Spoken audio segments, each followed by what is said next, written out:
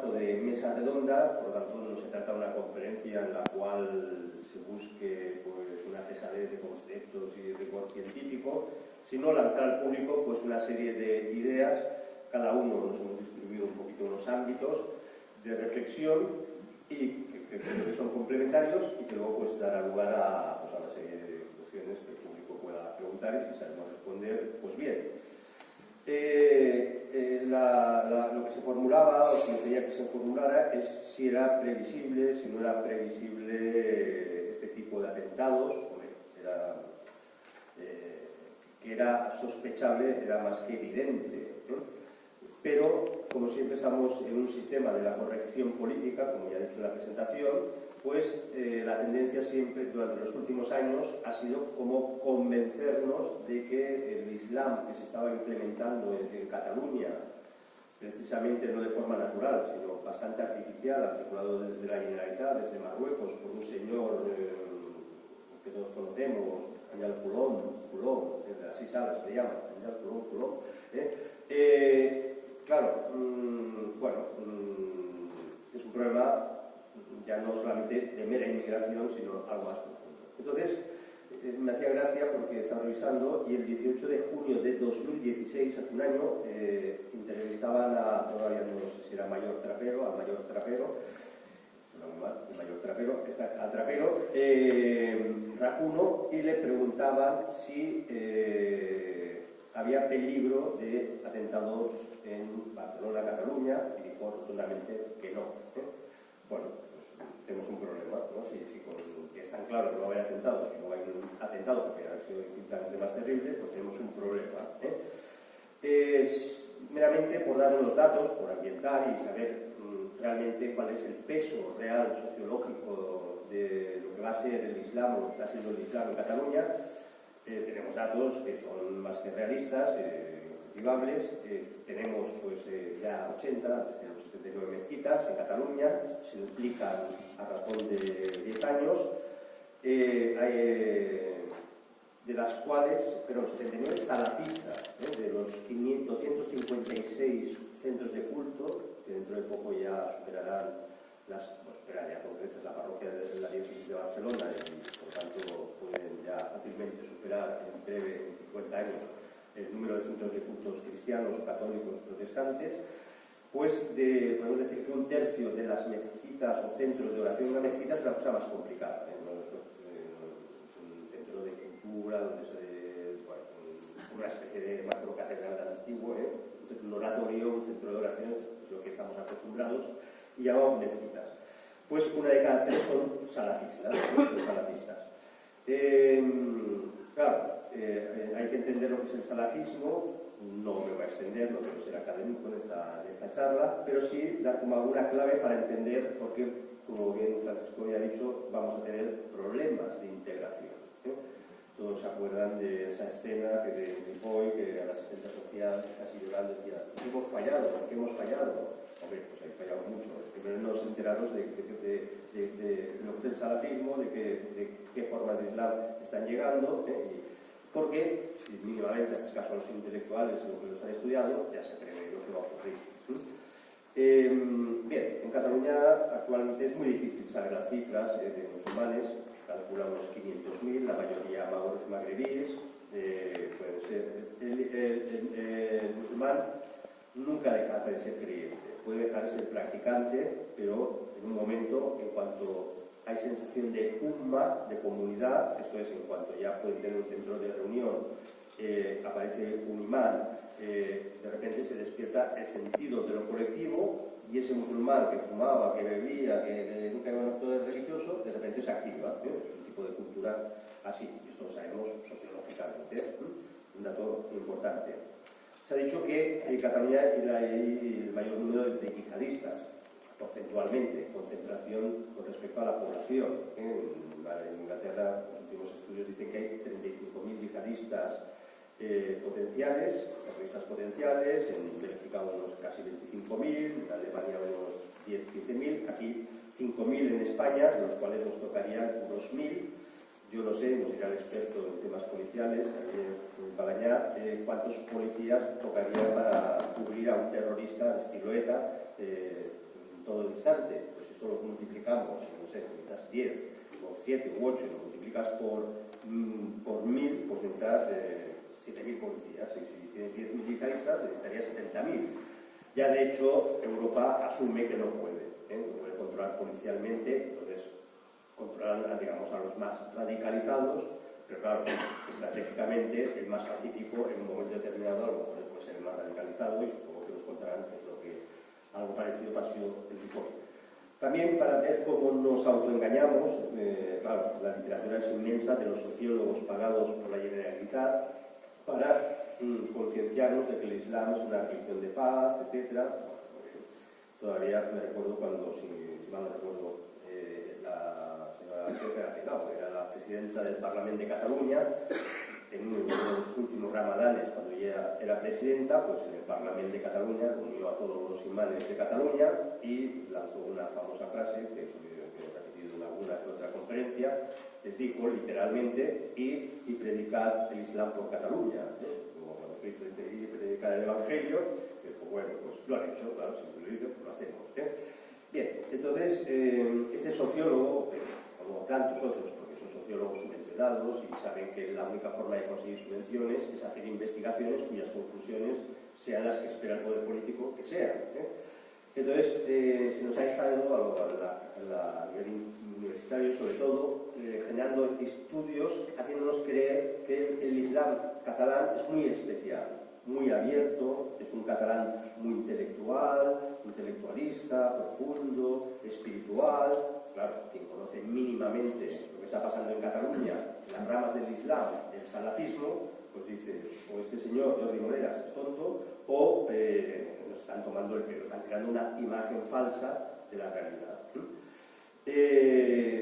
En Cataluña domina el salafismo, que para que ustedes lo entiendan, el salafismo lo subvenciona Qatar, lo subvenciona al Barça, por cierto, aunque también está el wahabismo, que sería algo parecido.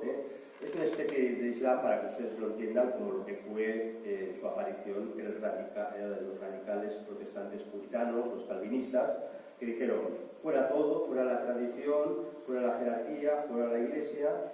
En el Islam hay un sentimiento muy de igualdad en la comunidad, y la interpretación del Corán es literal. Como, igual que hacían las interpretaciones literalistas, pues estos protestantes que arrasaron media Europa en guerras de religión. Y este es el yihadismo que tenemos. Es salafista, wahabista, bueno, pero para que lo entiendan, tienen un denominador común, bueno, muchos. El Islam normal pues tiene tradiciones profundas jurídicas, universitarias, teólogos, la jurisprudencia es muy importante, los grandes maestros, los grandes sabios, todo eso va creando formas de organización social, no necesariamente teocrática. Así había funcionado Persia, durante mucho tiempo Egipto, hasta que ahora ya domina otro tipo de Islam, pero muy tardíamente, muy recientemente, el sunismo, que parecía que era el Islam menos conflictivo y el más alocado eran los chiitas, y esto yo ya lo leí hace muchos años. Un experto decía: ojo, se están radicalizando los sunitas, si los que eran los moderados se están radicalizando, aquí va a pasar algo gordo. Y entonces, dentro del sunismo sale el salafismo, y lo que quería decir para ellos, digamos, como es la vuelta a la pureza del Corán, y solamente aceptan los hadices, que son lo que se considera que son las frases que dijo Mahoma y que se recogieron. Pues no aceptan ninguna tradición de interpretación, ninguna tradición de reinterpretación moral, y entonces, bueno, los imanes lo que dicen, pues eso es lo que hay que hacer, y punto. Para ellos es muy importante el imán, igual que para los protestantes era importantísimo el orador, porque no tenían misa, no tenían comunión, por lo tanto el acto religioso es exactamente lo mismo: unas oraciones, unos cánticos y luego uno que predica para emocionar a todo el mundo. Y entonces es muy importante porque el salafismo, igual que una parte muy importante como el wahabismo y otras partes del Islam, al contrario que el cristianismo cuando aparece, claramente su primera intención y su lógica es inculturizar la fe. Esto es, coger culturas que existen ahí, humano, estructuras políticas y poco a poco irlas cristianizando. Muy lentamente, quitar la esclavitud costó 6 siglos, no sé si me explico, porque estaba tan arraigada jurídicamente que el cristianismo poco a poco lo que llega a conseguir. Inculturizar, hay una realidad cultural y hay que hacerla cristiana. En cambio el salafismo el principio es el contrario. Es la cultura, es mala, hay que desculturizar, hay que llegar a una pureza y por tanto no podemos aceptar ninguna cultura, ni futura, ni presente que no sea el Islam, y sobre todo ninguna cultura pasada. Por eso se acuerdan que los talibanes dinamitaron esas imágenes budistas, cuando lo que vemos en Egipto, cuando vamos, hay muchos musulmanes radicales que les gustaría tirar las pirámides por paganas. En la Meca está absolutamente prohibido hacer excavaciones para descubrir, digamos, los expertos, los sabios, puedan pues estudiar, digamos, los orígenes arqueológicos de la Meca, y está absolutamente prohibido. ¿Por qué? Porque se presupone que antes de Mahoma todo era pagano y por tanto era conocimiento inútil y por tanto no hay que excavar nada, no hay que, es digamos año cero. Empezamos y eso es una cultura que es además absolutamente incompatible con todo el resto de culturas y que es universal. Dar al Islam es la tierra de la paz, es la aspiración contra Dar al-Salam, la tierra de guerra. El Islam es una pacificación, el muslim es uno que se va pacificando el mundo a base de combatir con la yihad, la guerra. Es verdad que algunos dirán, no, es que el yihad se entiende en un sentido espiritual. Bueno, los salafistas entienden lo que entienden. Muy importante, la inmigración nuestra que tenemos aquí musulmana es primordialmente magrebí, y hay una estructura antropológica en el mundo norteafricano que no estamos acostumbrados, que es un alto porcentaje que se mantiene de matrimonios entre primos. Esto es muy importante, porque explicaría que no es como el de Ripoll, como familiares participan de la misma célula. En nuestra cultura católica, somos católicos, y se quiere casar con un primo carnal, no puede si no pide permiso y le dan un permiso eclesial, porque digamos nuestra cultura distingue que los primos son como casi hermanos y por tanto mejor que no se casen entre ellos. Pero no, se calcula que según qué zonas de Marruecos un 50-60% de matrimonios son primos. ¿Esto qué significa? Que en familias numerosas juntas matrimonios entre primos, pues tienes una red de unos 30, 40, 50 personas que te van a proteger siempre. Si están en paro te van a dar de comer, si tienes un problema te van a esconder, si les dan una red asistencial que no podemos comparar con nuestra sociedad individualizada, donde ya, antes hace unos años, lo leíamos en Estados Unidos los sociólogos y nos escandalizábamos, pero ya estamos llegando a un 40% de viviendas donde vive una sola persona en Europa. ¿Eso qué significa? Claro, estamos solos, una persona está en casa, solo, mira, y tal, pero son redes, y por tanto, esa es una matriz, no solo familiar, sino cultural, muy potente, mucho más potente de lo que nos imaginamos. Por tanto, la aculturización es lo que explica la frase de esta pobre asistenta que no se enteraba de nada, porque, sí, también enseñaba catalán, los chicos esos jugaban ahí a fútbol sala, con la camiseta independentista, incluso podían hacer campañas anti-independentistas, mejor dicho, pero para ellos eso es un barniz cultural que en cuanto se activa por cualquier cosa, porque llega un imán, o se contagia emotivamente con uno que ha estado y se ha ido a Siria y ha vuelto y tal, pues esa culturización para ellos no ha penetrado, simplemente está ahí y se quitan el traje con una facilidad increíble. Y por eso, claro, a mí me hace gracia que los periodistas, los políticos, ¿cómo es posible? ¿Cómo es posible? Hombre, claro que es posible, porque ellos, su estructura religiosa es que la cultura es mala, negativa y por lo tanto es enemiga de la fe. Entonces, simplemente, circunstancialmente, pues para que me den las subvenciones o para que me integre, pues haré ver que soy un entusiasta catalán, separatista, tal, y a lo mejor no soy, pero no la acabo de pasar. ¿Esto a qué nos lleva? Voy acabando porque se me acaba el tiempo. Que nosotros todavía en Cataluña y en España no se ha llegado a una zona, a un nivel que ya ha entrado varios países de Europa muy peligrosos, que es la aparición de las zonas no-go, antes se llamaban zona cero, empezaron en las los barrios populares de París, donde se acuerdan los famosos incendios. Son zonas que, digamos, ya no se aplica la ley republicana, francesa, por ejemplo, sino que se aplica la sharia. Entonces la policía no puede entrar, sabe que no va a entrar, porque no les da la cuenta, porque les tiran los muebles, les tiran los coches, y ahí se va a liar, y van a pegar tiros. Entonces, en estos momentos, estas zonas no-go, no vayas, porque te vas a encontrar con un lío, ya hay policía religiosa. Lo encontramos en Estocolmo, lo encontramos en zonas de Alemania, lo encontramos en Bélgica, lo encontramos en Inglaterra, en Londres, hay muchas zonas no-go, donde hay policía religiosa, como te la encuentras en Arabia Saudí, una policía religiosa, que dice, oiga, usted la falda, el pelo para aquí, oiga, usted tal, usted pase a perro, ¿no? Hay una frase en el Corán que va contra los perros y no lo soportan. Y entonces, pues no se puede fumar. Entonces, si tú estás fumando, te pasa en Estocolmo, estás fumando, ya has entrado sin darte cuenta en un barrio, se acercan, de momento no te pegarán, de momento, si es de noche a lo mejor sí, y dirán, esto es una zona, por favor, respeta, que somos la mayoría musulmanes, tiene que respetarnos y por lo tanto. Entonces, claro, cuando se crean ya, insisto, en Cataluña no hemos llegado, pero se acabará llegando, esas zonas donde ya no rige la ley, empezamos a encontrar ya problemas muy potentes. ¿Por qué?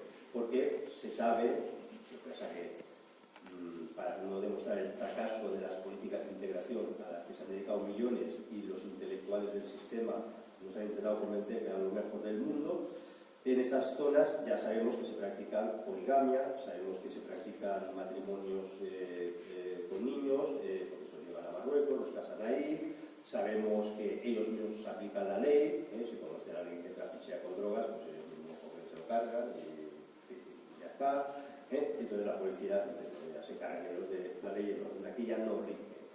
En Francia hay 750 zonas no-go detectadas. Si no vayan a Marsella, les recomiendo que viajen y se darán cuenta de lo que es. Y acabo haciendo una reflexión para luego el debate. Claro, en Europa tenemos un problema porque estamos funcionando con unas estructuras de estado de bienestar que ante esta situación no es capaz de reaccionar, ni jurídica. No tenemos una estructura jurídica. Se tenían que hacer unos cambios legislativos tan potentes como, no sé, por ejemplo, no estamos acostumbrados a que un grupo de menores viole a una chica. Claro, estamos preparados para imaginar que un adulto viola a un menor. Y entonces, de repente, si la ley sobreprotege a los menores, que resulta que son violadores, aquí tenemos un problema. Si encima es un grupo, pues ya ni te cuento, no sé si me explico. Toda la arquitectónica jurídica, ¿no?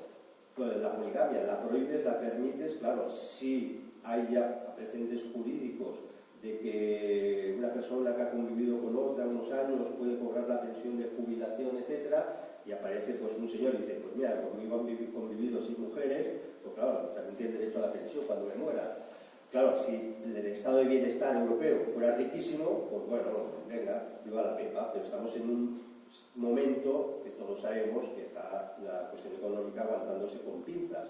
Por tanto, estamos en un estado que, por ejemplo, que define la ciudadanía por nacimiento en España.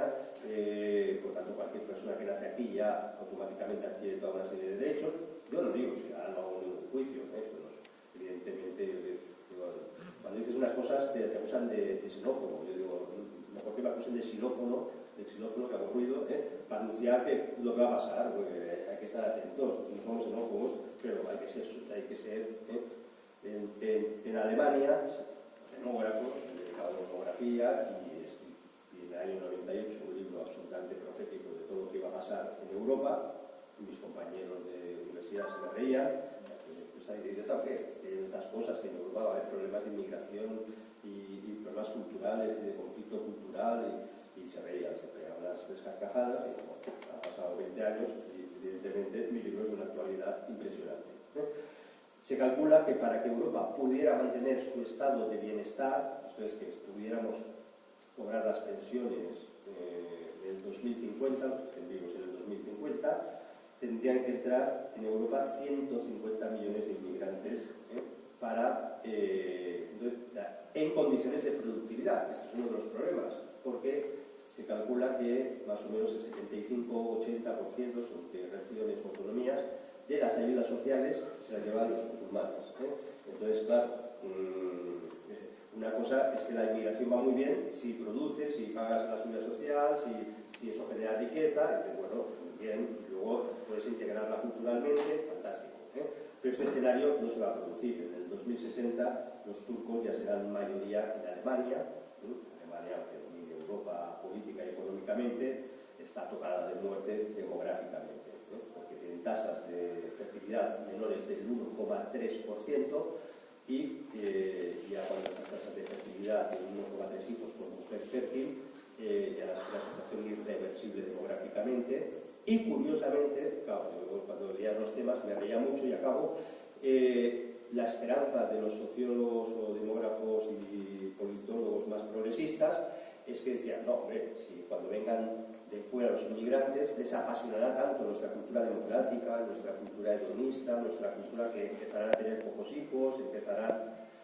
Y es verdad que esto funcionó en la primera generación. La primera generación de inmigrantes turcos o sikhs en Inglaterra o pakistaníes, los sikhs se quitaron los turbantes, se rasuraban sus barbas, que para ellos era algo sagrado, etc.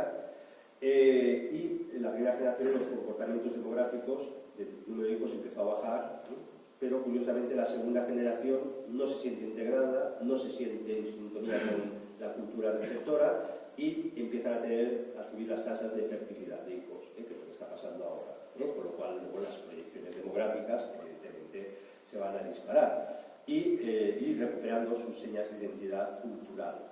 Entonces esto era lo que, claro, me reía porque así facilón de la universidad decían, pues estos se acabarán haciendo europeos porque claro, tengo la televisión, tal y no sé qué, pues no, se convierten en yihadistas o tendremos núcleos sociales donde las formas de integración cultural van a ser imposibles, a mi entender. Y acabo de